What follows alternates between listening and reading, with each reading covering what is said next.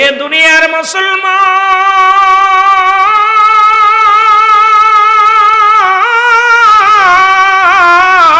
শুই না লাও,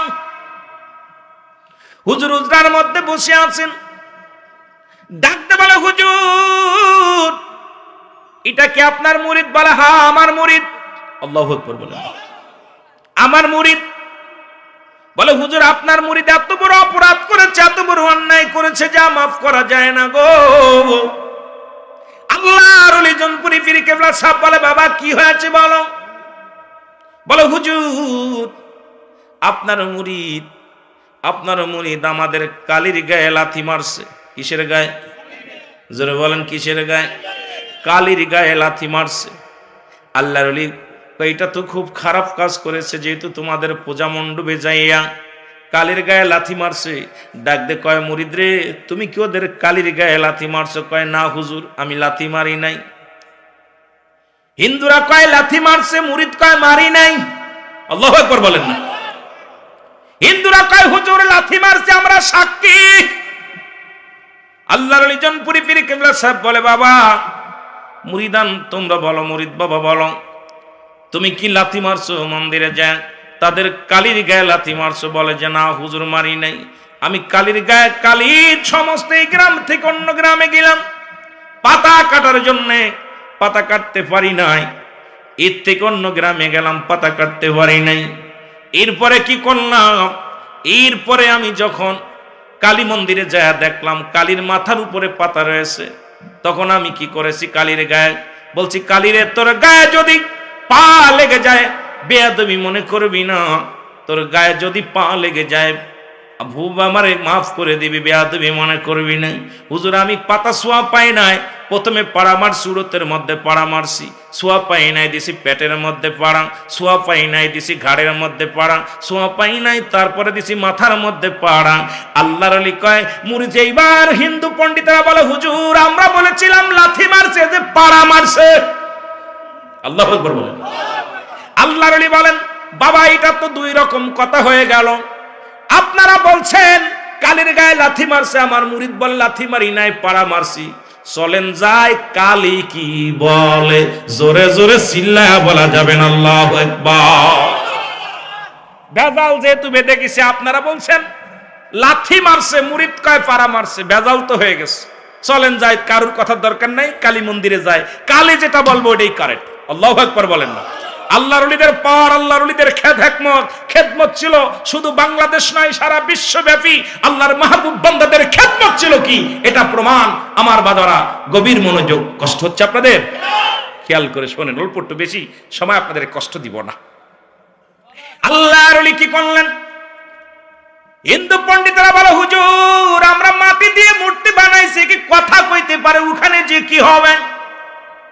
আমরা তো নিজেই সাক্ষী হুজুর আমাদের কালীর গায়ে লাথি মারছে, হুজুর আমরা নিজেরা দেখেছি, বিচার করেন। হুজুর বলে বাবা আমি এভাবে বিচার করতে পারবো না, চলো যাই গো মন্দিরে যাই দেখি কালী কি বলে। আল্লাহর ওলি জনপুরি কেরামতুল্লাহ সাহেব 500 পণ্ডিত সঙ্গে করে নিয়ে আল্লাহর ওলির মুরিদানদের নিয়ে চলে গেলেন কালী মন্দিরে। কালীর কাছে যাক আল্লাহর ওলি ডাকতে বলে কালী, এ কালী। কালী বলে জি হুজুর। সুবহানাল্লাহ বলেন। আল্লাহর ওলি জনপুরি বলে এ কালী। কালী বলে জি হুজুর। পণ্ডিতেরা কয় সারা জীবন পূজা করলাম, সারা জীবন কলা খাওয়াইলাম, সারা জীবন তোর খেদমত করলাম ভগবান বানাইয়া, একদিনও কথা বললি না। আজকে কোন কেরো দাড়িওয়ালা টুপিওয়ালা ইয়া তোরে ডাক দিছে, ডাকে সারা দিয়া বলছে জি হুজুর ভাবটা বুঝলাম না। জোরে জোরে চিল্লায় বলা যাবে না আল্লাহু আকবার। কি রে সারা জীবন এত পূজা করলাম, সারা জীবন খেদমত করলাম, না খাওয়াই তোরে খাওয়াইলাম, একদিন কথা কইলি না, এত ভালোবাসলাম কথা কইলি না। আজকে হুজুরে কোন দাড়িওয়ালা টুপিওয়ালা পাগড়িওয়ালা আয়া তোরে যেই ডাক দিছে কালী কই জি হুজুর, হাকিকত তো বুঝলাম না। আল্লাহর ওলি জনপুরি প্রেমকিল্লাহ সাহেব বলে ভাই কালী আমার মুরিদের সঙ্গে যা হয়েছে বলো, সত্য বলবি মিথ্যা বলবি না। মিথ্যা যদি বলিস তোর আমি অস্তিত্ব রাখবো না। আল্লাহু আকবার বলেন। আর একটু জোরে বলে। কালী বলে হুজুর বেয়াদবি মাফ করবেন, আমার সঙ্গে আপনার মুরিদের যা হয়েছে আমি সত্য বলবো, মিথ্যা বলবো না। হিন্দু পণ্ডিতেরা যারা পাশে দাঁড়ায় ছিলেন সব অপবাক হয়ে গেলেন। সবাই চিন্তা করে কারণ এই হুজুরের কেমন জবান, মাটির পুতুলে কথা বলে। আল্লাহর ওলি জনপুরি পীর শেখ কেমনা বললেন, বাবা আপনারা শোনেন কালী কি বলতে চায়। কালী বলে হুজুর আপনার মুরিদ আমার কাছে আসলো, আমার কাছে এসে বলে কালী রে, আমার পীর সাহেব কেবলা পাতা কাটার হুকুম দিছে, মানুষকে মেহমানদারি করাবে। এখন কোথাও পাতা পাইলাম না, পীরের হুকুম তালিম করার জন্য আমি খুঁজতে খুঁজতে আসছি তোর কাছে। আয়া পাইলাম কিছু কলার পাতা, দেখি তোর মাথার উপরে কাটতে যায়, যদি তোর গায়ে লাথি লাগে বা পা লাগে বেয়াদবি মনে করবি না। হুজুর আপনার মুরিদ আমার পাশে দাঁড়াইলেন, প্রথম যখন সোয়া পায় নাই দিছে উরতের মধ্যে পাড়া। কালী নিজে বলতেছে আমার উরতের মধ্যে পাড়া। দ্বিতীয় যখন সোয়া পাই নাই দিছে আমার পেটের মধ্যে পাড়া। যখন সোয়া পাই নাই দিছে ঘাড়ের মধ্যে পাড়া। ঘাড়ের মধ্যে পাড়া দিয়ে যখন পাতা সোয়া পাই নাই দিছে মাথার মধ্যে পাড়া। মুরিদরা কয়েক বাদান হিন্দু পণ্ডিতরা বলে হুজুর এবার বিচার করেন আপনার মুরিদের, এবার তো কালী নিজ হাতে নিজ মুখে জবান দিয়া বলছে, এবার আপনার বিচার করা লাগবে। আল্লাহ লিজনপুরি কেরামতুল্লাহ সাহেব বলে কালী রে, আমার মুরিদ তোর গায়ে পাড়া মারছে, তুই কি বেয়াদবি মনে করছিস? কালী বলে হুজুর হুজুর শোনেন শোনেন, আপনার মুরিদের পায়ের ধুলায় আমি কালী ধন্য হয়েছি, আমি কিছু মনে করি নাই। জোরে বলেন সুবহানাল্লাহ। আল্লাহর ওলি ডাকতে বলে এই পণ্ডিতরা হন, যার লাগে বেয়াদবি করছে সে তো মনেই কিছু করে নাই, এখন বিচার কার করব বলো? সুবহানাল্লাহ কইতে পণ্ডিতেরা মাথা নিচে কইছে যার লাগে বেয়াদবি করছে এই তো কইতেছে আমি মনে কিছু করি নাই। কোন আপনার লগে বিয়াদবি করছে আপনি মাফ করে দিয়েছেন, উনি কি করব? কথা কন না কেন? ওই কয় বিচার করেন, কয় ভাই আমি মনে কিছু করি নাই, মাফ করে দিছি। এখন আরেকজন বিচার করতে পারবো? যার লগে যার বাদিছে সে তো মাফ হয়ে গেছে। কালী বলে হুজুর আপনার মুরিদের পায়ের ধুলায় আমি ধন্য হয়েছি, আমি কালী ধন্য হয়েছি, আমি মনে কিছু করি নাই। পণ্ডিতেরা কয় আল্লাহর ওলি জনপুরি পীর শেখ কেবলা শোনেন, আর একটা মিনিট আমরা হিন্দু পণ্ডিত থাকতে চাই না, আমাদের কই কালেমা পড়ায় দেন, যার কথায় আসমান জমিন চলে, যার কথায় জমিন চলে, যার কথায় আসমান চলে, যার কথায় গাছপালা তরলতা চলে, সেই কালেমা পড়ায় দেন লা ইলাহা ইল্লাল্লাহু। আল্লাহর ওলি জনপুরি পীর শেখ কেবলা ডাকতে বলে বাবা একমাত্র পূজা করো তার, যিনি তোমার রব, যিনি তোমার মালিক। আল্লাহ বলেন কুল হুয়াল্লাহু আহাদ আল্লাহুস সামাদ লাম ইয়ালিদ ওয়া লাম ইউলাদ ওয়া লাম ইয়াকুল লাহু কুফুয়ান আহাদ। আমার সঙ্গে পড়েন বিসমিল্লাহির রহমানির রহিম। কুল হুয়াল্লাহু আহাদ আল্লাহুস সামাদ লাম ইয়ালিদ ওয়া লাম ইউলাদ ওয়া লাম ইয়াকুল লাহু কুফুয়ান আহাদ। আল্লাহ ডাকতে বলা হবে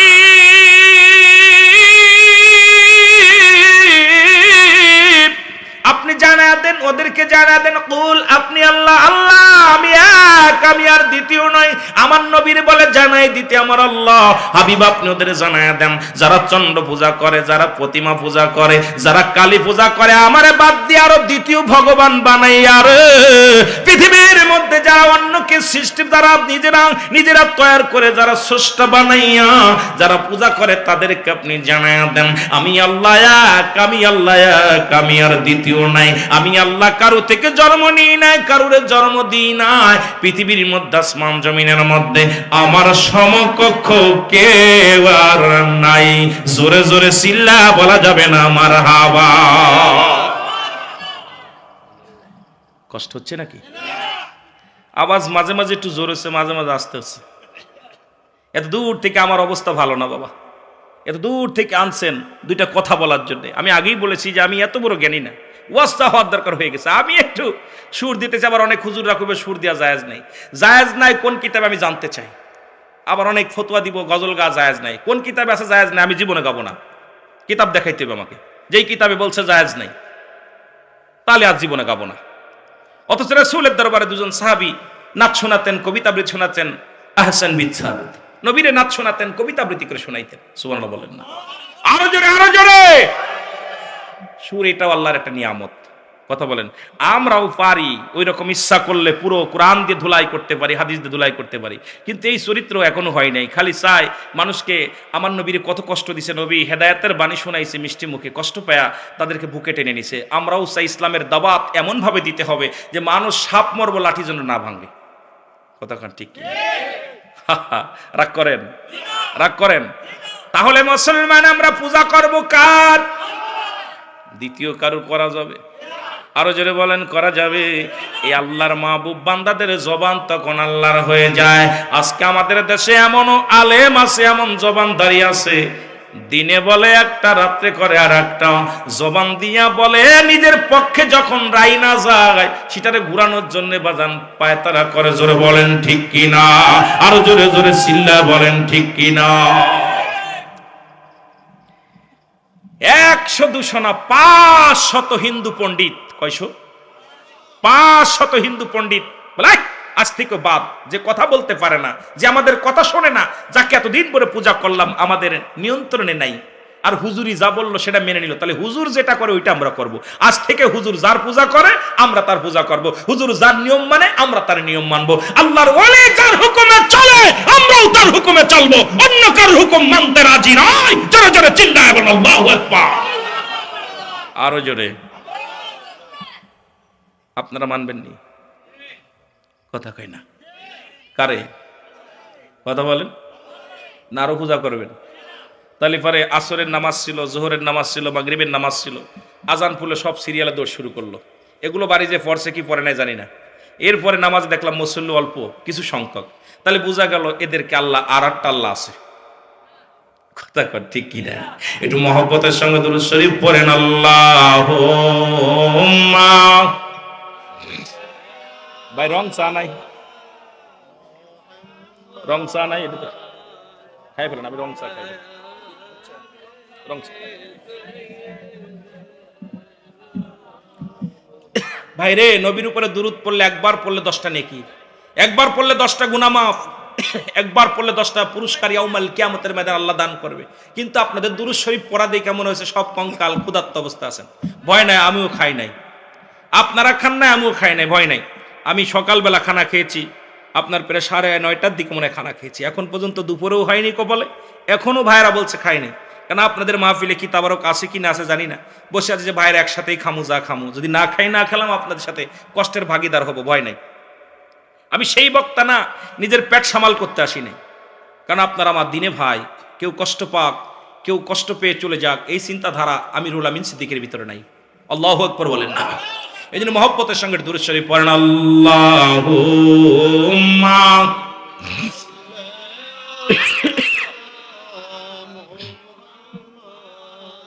ওয়ালা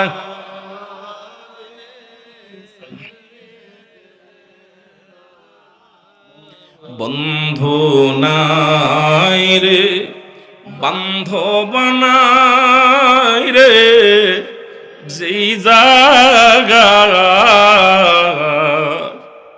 সেই জায়গারি বন্ধু নবী। এ দুনিয়ার মুসলমান,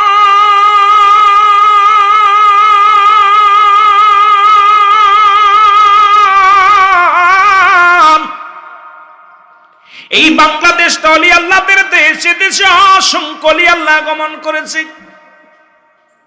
আর তারা কি করেছে? তারা রাসূলুল্লাহর মহব্বত অন্তরে ঢুকানোর জন্য নবীর প্রেম শিক্ষা দিতে, জোরে বলেন ঠিক কিনা? আর আমাদের দেশে কিছু আলেম আছে যারা বলতেছে নবীদের ভুল আছে, সাহাবীদের ভুল আছে। আরো জোরে বলেন। সবচেয়ে বড় কষ্ট, এতদিন শুনেছেন মিলাদ কিয়াম নাজায়েজ বেদাত। আমার আগের হুজুর অনেক মানাজারে অনেক আলেমদেরকে নিয়ে বসেছেন, অনেক বায়াজে বসেছেন, কেউ আসে নাই। এই কিয়াম দুরুদের জন্য অনেকবার বসেছে, আসেন নাই তারা। বড় কষ্ট হয়। দাদু ভাইরা, এতদিন শুনেছেন মিলাদ পড়া না যায়, দুরূদ পড়া না যায়, বেদাত, দোয়া করাও না যায়, বেদাত। আবার এখন বর্তমান এক শ্রেণী আলেম ভাই রয়েছে, তারা বলে কোরআনের আছে ভুল। নাউজুবিল্লাহ বলেন। যে কোরআনটা নিয়ে রিসার্চ করে কয় আছে আছে, এই কোরআনটার মধ্যে কোনো ভুল নাই। যদি শুনেন কোরআন এটা হলো কোরআন, আমার আল্লাহ বলে এই কোরআনটা আমার আল্লাহ বলেন জালিকাল কিতাবুলা, জোরে বলেন না, জালিকাল কিতাবুলা রাইবা ফি, জোরে বলেন আল্লাহ, আরো জোরে। আমার আল্লাহ ডাকবে বলে হাবিব,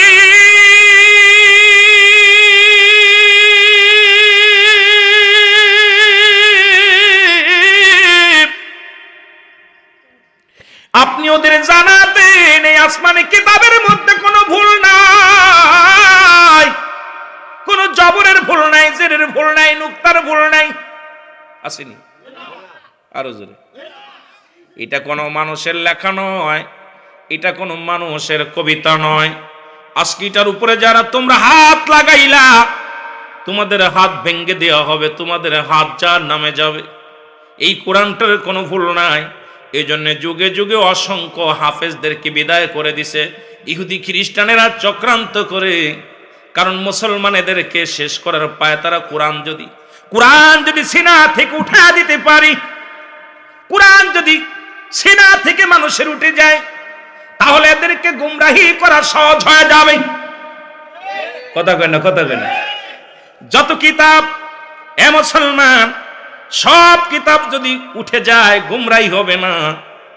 কোরআন উঠাইতে না পারলে মানুষকে পথ হারানো যাবে না, তাদেরকে বিভ্রান্তি করা যাবে না। এই জন্য বাজানরা কোথায় আফগানের মধ্যে শত শত হাফেজদেরকে গুলি করে হত্যা করেছে।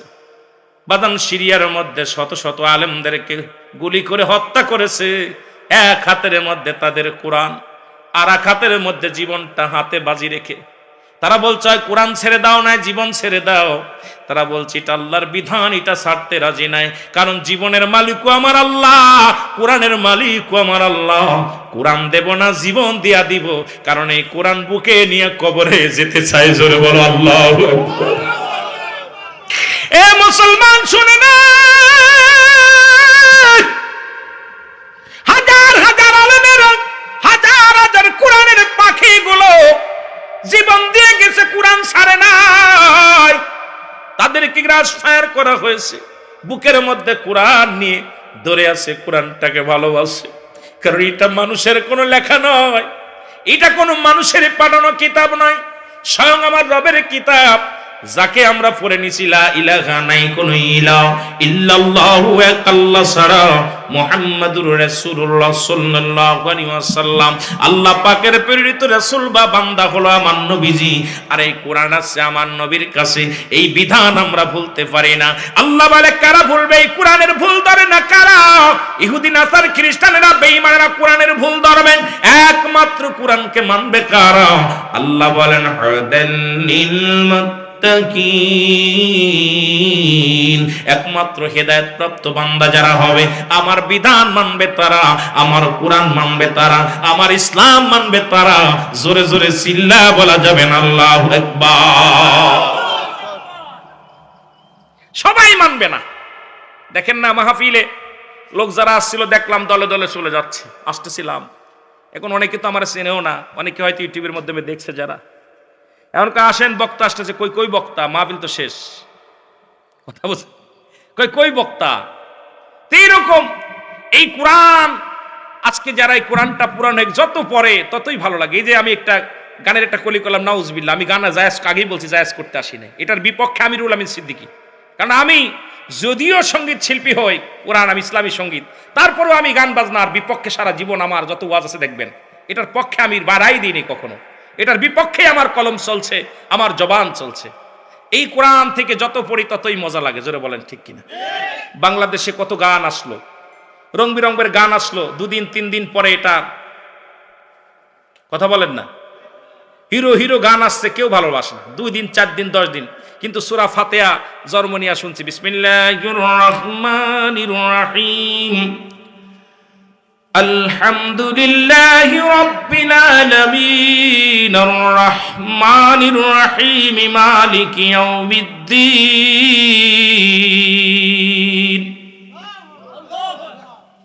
কষ্ট হচ্ছে আপনাদের? কথা বলেন না কেন? এই যে আপনাদের ইমাম সাহেব পড়ে, মাগরিবে পড়েছে, ইশায় পড়েছে, ফজরও পড়বে জোরে জোরে, 5 ওয়াক্তই পড়া লাগে, কিন্তু জোরে জোরে যখন পড়ে আজ পর্যন্ত কোনো মুফতি সাহেব, মুয়াদ্দিস সাহেব বলে না যে ভাল লাগছে না, এটা বদলা। কথা বলেন ঠিক কিনা? কথা কন, কথা কন। যত পড়ি ততই মজা লাগে। কারণ কি? জোরে বলেন, কেন লাগে? কারণ আমার আল্লাহর বিধান এটা, আল্লাহর কোরআন এটা। জোরে বলেন ঠিক কিনা?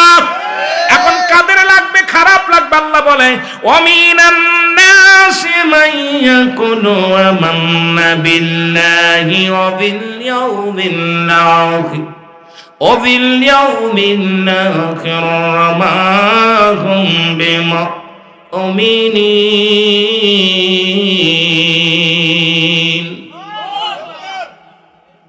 আমিন বলেন, আমিন বলেন। আল্লাহ বলে এই সমস্ত লোকেরা আমিনান নাস, মানুষের মধ্যে। বেঈমানগুলো কিসের মধ্যে আছে?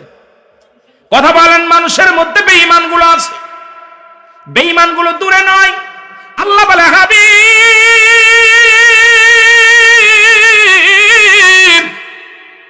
বেঈমানগুলো মানুষের মধ্যে আছে। মিনান নাস, মানুষের মধ্যে। মায়াকুলু, তারা বলবে আমান্না, তারা ঈমান আনছে বিল্লাহি, আল্লাহর প্রতি, ওয়া বিল ইয়াউমিল আখির, আখিরাতের প্রতি বিশ্বাস স্থাপন করছে। ওয়া মা হুম বিমুমিনিন, ওরা বলবে আমরা মুমিন, আমরা মুত্তাকিন। আহারে, ওরা যে মুমিন নয়, মুত্তাকিন নয়। আমার আল্লাহ ডাক দে কয় হাবিব রে, ওদের জানা দেন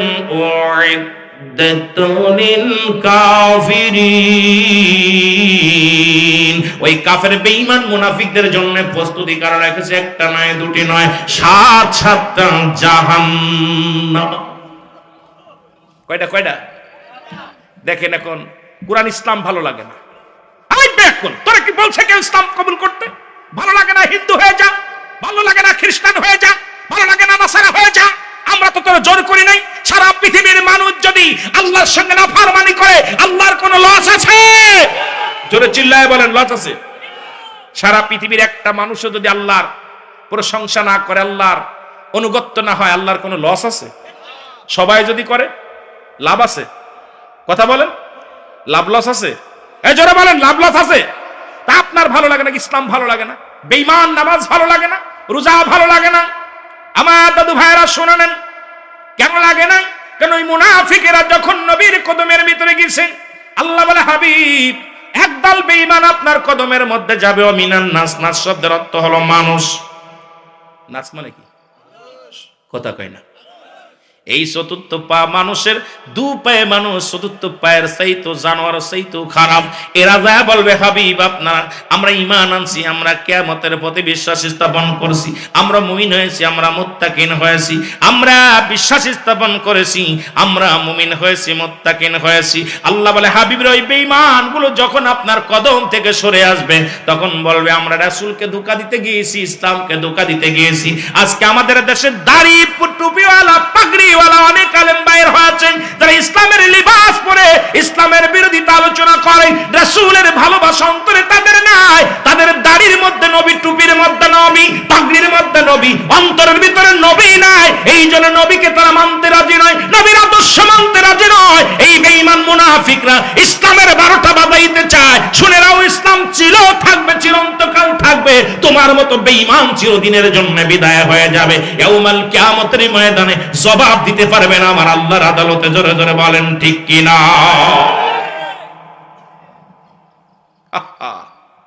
এই জন্য রাসূল, ও মুসলমান, দাড়ি টুপি দেখেই ভুলে যাওয়া যাবে না।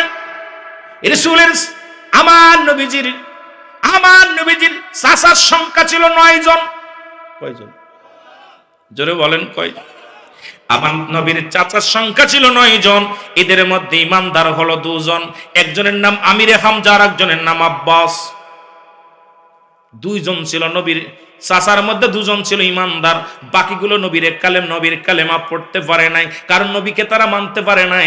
তারা নবীর চাচা হইয়াও নবীকে মানতে পারে নাই। নবীকে বলেছে আমাদের মতো মানুষ, ওরা নবী হজে ভুল করেছে, নবীজি মিথ্যা বানোয়াট কথা বলে, নবীজি আল্লাহর পয়গম্বর নয়, নবীজি আল্লাহর প্রেরিত রাসূল নয়, এটা তারাও স্বীকার করেছে।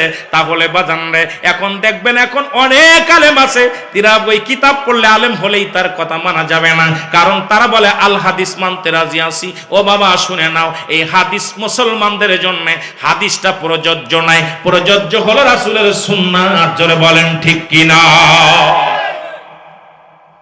একদল বাইরে যে কয় হাদিস মানে হাদিস ছাড়া কিচ্ছু বুঝি না।